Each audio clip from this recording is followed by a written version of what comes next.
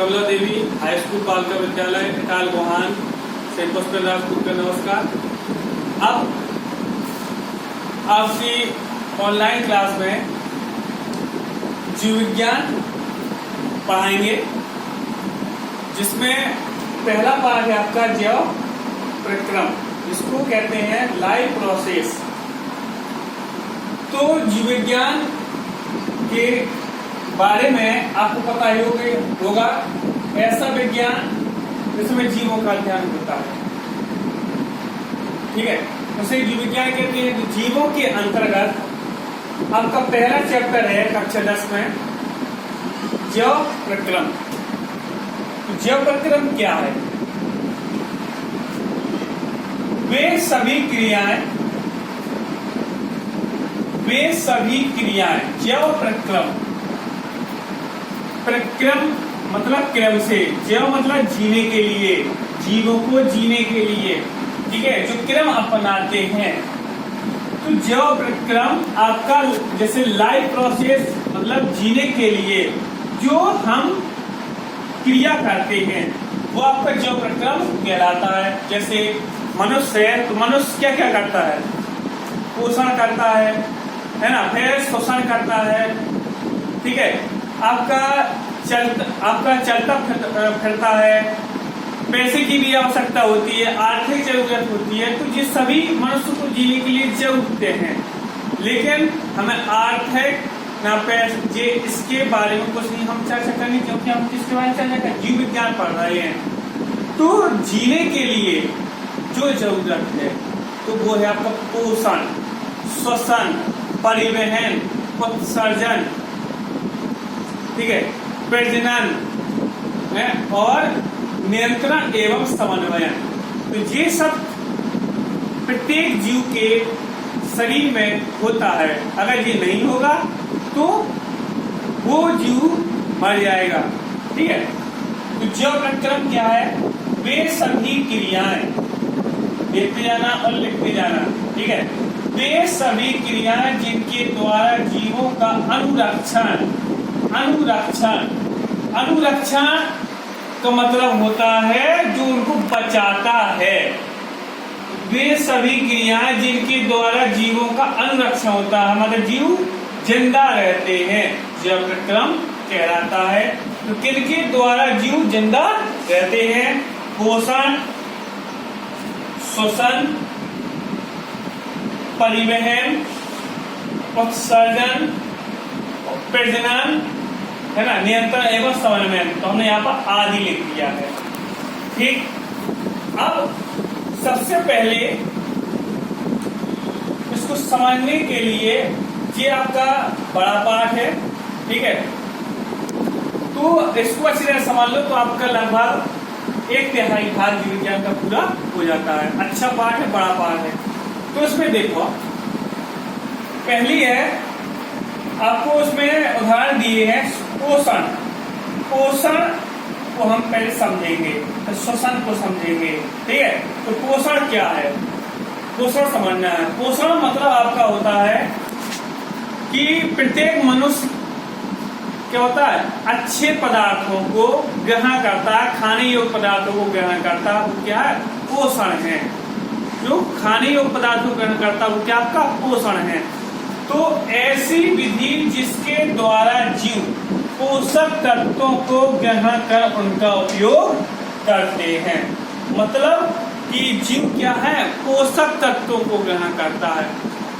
कौन कौन से होते हैं पोषक तत्व? आपको पता है, विटामिन, प्रोटीन, कार्बोहाइड्रेट, वसा।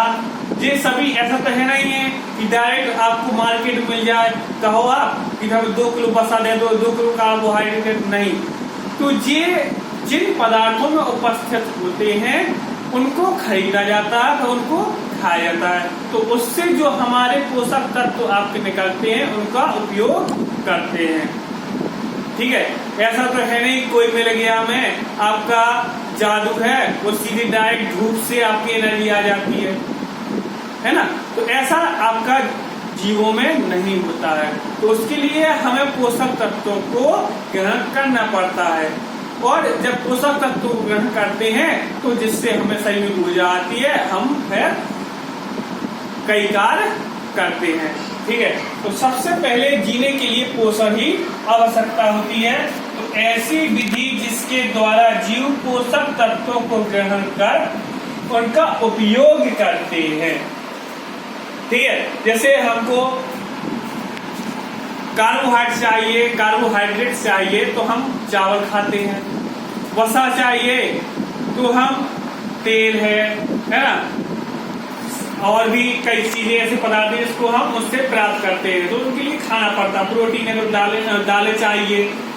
ठीक है, तो वही चीजें आपको इसमें पोषण में है। श्वसन, यह एक ऐसी जैविक क्रिया है, जैविक क्रिया है। ठीक है, श्वसन मतलब होता है सांस लेना। क्या होता है? सांस लेना। तो यही जैविक क्रिया है श्वसन, क्योंकि मरे हुए जीव सांस नहीं ले सकते, तो इसलिए क्या कहा? जैविक क्रिया है। तो यह एक जैविक क्रिया है जिसमें सभी जीव O2 को ग्रहण करते हैं। O2 मतलब ऑक्सीजन गैस, आपको पता है। O2 को क्या करते हैं? ग्रहण करते हैं, और CO2 को क्या करते हैं? बाहर निकालते हैं। तो O2 ग्रहण करते हैं और CO2 को बाहर निकालते हैं। तो आपने रसायन विज्ञान में देखा है, जो O2 को ग्रहण करता है और CO2 को, आपका सीधी सीधी बात है कि O2 को जो ग्रहण करता है वो होती है आपकी ऑक्सीकरण अभिक्रिया। तो इसलिए आप कहते हैं कि श्वसन एक ऑक्सीकरण अभिक्रिया है, क्योंकि ये O2 ग्रहण करता है। तो आपका यही जैविक क्रिया है जिसमें सभी जीव O2 को ग्रहण करके CO2 बाहर निकालते हैं, वो आपको क्या कहलाता है? श्वसन कहलाता है। सीधे कह सकते हैं सांस लेना श्वसन है। ठीक है, तो सांस क्रिया में आपका होता क्या क्या है?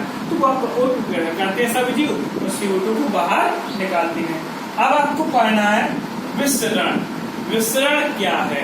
आप भौतिक विज्ञान में भी विसरण पढ़ोगे, रसायन विज्ञान में भी विसरण पढ़ोगे, जीव विज्ञान में भी विसरण पढ़ोगे। विसरण क्या है?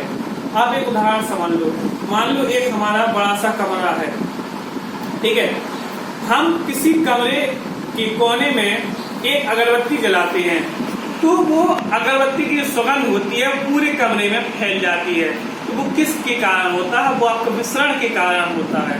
ठीक है, तो जो अणु होते हैं वो हमारे जो अगरबत्ती के जो कण होते हैं उनको एक स्थान से दूसरे स्थान तक हमारे वायु के कण ले जाते हैं। तो जी एक स्थान से दूसरे स्थान तक जाना क्या है? आपका विसरण है। इसी प्रकार जीवों में भी विसरण होता है। ठीक है, हम खाना कहाँ से खाते हैं? आपका मुख से खाते हैं। तो मुख से हमारा खाना क्या हमारे शरीर की प्रत्येक कोशिका तक, ऊतकों तक क्या करता है? पहुंचाता है। अब वो किसके द्वारा पहुंचता है वो हम आपको आगे बताएंगे। ठीक है, तो विसरण क्या है? आपका एक स्थान से दूसरे स्थान तक हमारे जीव के सभी आवश्यक तत्वों को पहुंचाना है। तो इसमें देखो, ऐसी क्रिया जिसमें जीव आसानी से अपने कार्यों को संचालित करता है, तो विसरण के द्वारा ही क्या ये संभव है। तो विसरण क्रिया है जिसमें जीव आसानी से अपने कार्यों को संचालित करता है। भोजन करना, अब विसरण नहीं होगा तो भोजन कैसे करेगा? ठीक है, भोजन तो कर लेगा, तो ऐसा तो है नहीं कि मुख ही में रहेगा, तो मुख में नहीं रहता भोजन, तो उसका पाचन होता है।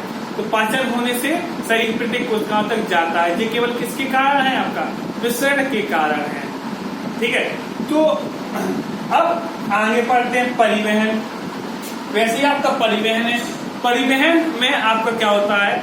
जैसे मान लो किसी को एक स्थान से दूसरे स्थान तक जाना है, तो आपने देखा होगा, सुना होगा कि आप परिवहन में जाओ। अब आपका परिवहन 3 प्रकार का होता है, रेल, वायु और थल, और जल भी होता है। ठीक है, तो आपका रेल से भी जाते हो, है ना?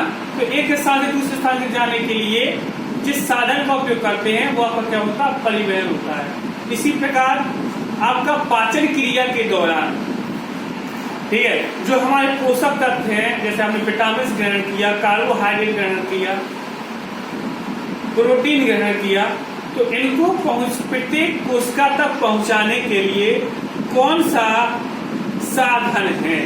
तो वो आपका है रक्त, ब्लड। ब्लड की सहायता से हमारे शरीर के प्रत्येक कोशिकाओं तक पोषक तत्वों को पहुंचाया जाता है। तो ये किसके कारण हो रहा है? परिवहन के कारण हो रहा है। अब आपको अगला पढ़ना है उत्सर्जन।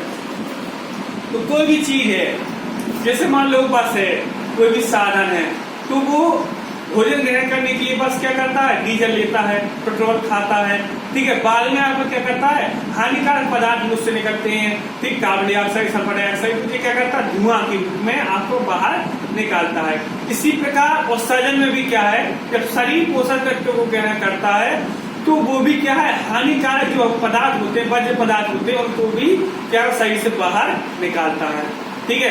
वो कई प्रकार से होता है, आपका पसीने के रूप में होता है, मूत्र के रूप में होता है, मल के रूप में होता है। तो जो अगर हानिकारक पदार्थों को बाहर नहीं निकालेंगे तो शरीर में क्या होता है, बैक्टीरिया आपके पलेंगे, तो जिससे क्या है, शरीर आपका हानि पहुंचेगा। तो इसलिए आपका हानिकारक पदार्थों को बाहर निकालना ही आपका क्या होता है, अच्छा होता है। तो वो किस क्रिया के कारण होता है, वो उत्सर्जन क्रिया के कारण। जीवों द्वारा हानिकारक पदार्थों का शरीर से बाहर निकालना उत्सर्जन कहलाता है, ठीक है। तो जो जीने के लिए जितने भी आपकी चीजें हैं, और भी चीजें हैं, ठीक है, जैसे नियंत्रण एवं समन्वय, प्रजनन करना, अगर बच्चे उत्पन्न नहीं होंगे तो हमारी आगे की पीढ़ी कैसे होगी, ये भी आपकी जैव प्रक्रम के अंतर्गत आता है। लेकिन इसको आगे आपके पाठ है, उसके अंतर्गत आपको पढ़ेंगे इसको, ठीक है। अब आपको पढ़ना है, पहला है आपका टॉपिक पोषण। तो पोषण के हमने आपको हेडिंग आपको यहाँ पर बता ही दी है, ठीक है, यही आपको हेडिंग आपको उसमें देना है। अब आपको ध्यान रखना है पोषण के चरण, ठीक है। तो पोषण के चरण क्या है, ठीक है, इसको बता रहे हैं, पहले इसको नोट कर लो। आपको कहा पोषण के चरण। तो पोषण के चरण क्या होते हैं, तो पोषण के आपके 5 चरण होते हैं, जैसा कि आपके बोर्ड में दिया है। तो पोषण के चरण, तो किसी भी चीज के चरण होते हैं, ठीक है। तो चरण आपका क्या है, चरण नहीं होगा तो कार्य को बांट नहीं पाएंगे।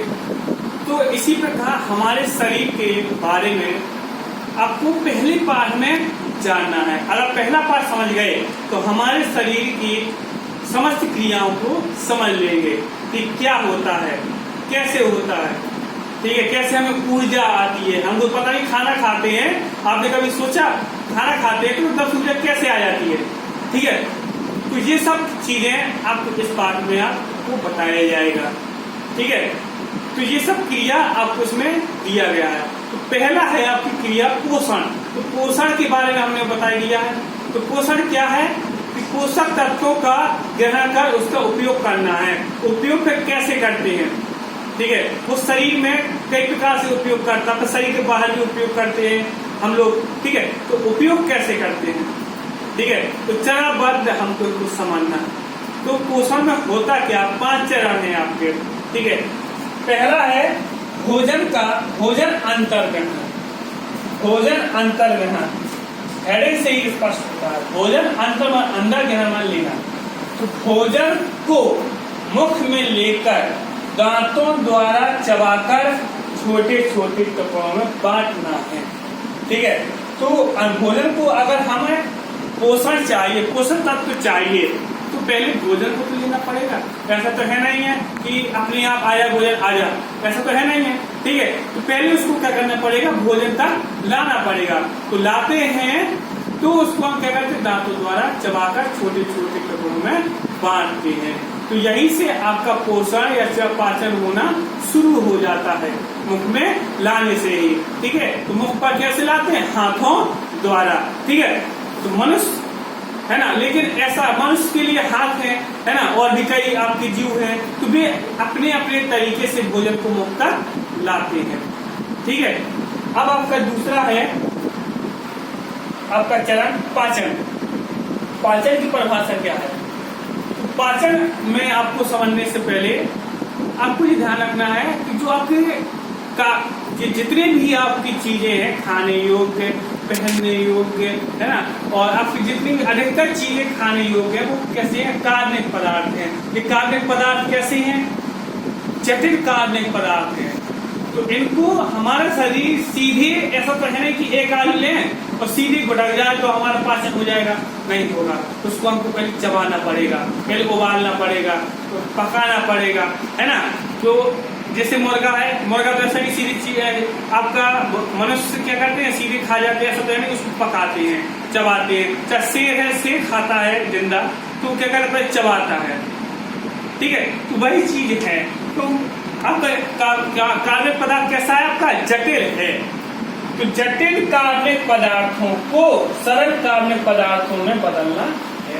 तो बदलना क्या कहलाता, पाचन कहलाता है। हमने सीधे लिख दिया, जटिल कार्बनिक पदार्थों को सरल कार्बनिक पदार्थों में बदलना है, ठीक है। अब क्या पाचन है, परिभाषा ऐसी क्रिया जिसमें जटिल कार्बनिक पदार्थों को सरल कार्बनिक पदार्थों में बदलता है, पाचन क्रिया कहलाती है। अगला है आपकी अवशोषण। अवशोषण आपके हेड से स्पष्ट हो रहा है, सोखना। तो कैसा है कि सरल घुलनशील पचा हुआ भोजन गुरुद्वार तक पहुंचाना है, ठीक है, शोषण करके, ठीक है। जैसे मान लो हमने खाना को पचा लिया, हमने भोजन को जटिल से क्या बदल लिया, सरल में बदल लिया। तो सरल घुलनशील पचे हुए भोजन को पचा लिया भोजन, तो उसको रुधिर तक क्या करना, पहुंचाना है, रुधिर तक पहुंचाते हैं, वो अवशोषण, ठीक है। अब धीरे धीरे क्रिया बढ़ रही है, ठीक है। अब इसके बाद स्वांगीकरण क्या है, ठीक है। तो अवशोषण की क्रिया के दौरान, जो अवशोषण हमने किया है उसकी क्रिया के दौरान कोशिका द्रव या सीधे कोशिका में विलीन होना है, क्योंकि जो रुधिर तक हमारे पोषक तत्व पहुंचते पाचन क्रिया के दौरान, अवशोषण क्रिया के दौरान, तो वो क्या करता है, रुधिर जो होता है वो शरीर की प्रत्येक कोशिका तक पोषक तत्व को पहुंचाना है, तो वो आपका क्या होता है, स्वांगीकरण कहलाता है। अब इसके बाद आखिरी चरण है आपका बहिक्षेपण। तो हमने पहले भी बताया उत्सर्जन है ना, इसी प्रकार बहिक्षेपण भी है। अपशिष्ट पदार्थ या हानिकारक पदार्थ या वज्र पदार्थ का शरीर से बाहर निकालना है, तो आपको बाहर निकालने की क्रिया क्या कहलाती है, बहिक्षेपण कहलाती है। इसका दूसरा नाम मल त्याग भी कहते हैं, ठीक है। तो शरीर हानिकारक पदार्थों को शरीर से बाहर निकालना बहिक्षेपण है। तो ये हमारे हो गए पोषण के चरण, ठीक है। तो आपको जीव विज्ञान का पहले पार्ट में हमने आपको ये बता दिया है ना, जीव प्रक्रम, पोषण, है ना, और पोषण के चरण के बारे में हमने बताया है। तो आपका जीव विज्ञान पहला भाग है। अगले भाग में आपको बताएंगे आगे, है ना, पोषण के प्रकार। पोषण आपके पादपों में होता है ना, तो पादपों में कैसा पोषण होता है, तो ये आपको क्या है ध्यान रखना है। और आपको पहले ही पता होगा हमारे देश में महामारी फैली हुई है कोरोना नाम की, इससे बचने के लिए आप घर पर रहें, सुरक्षित रहें। धन्यवाद।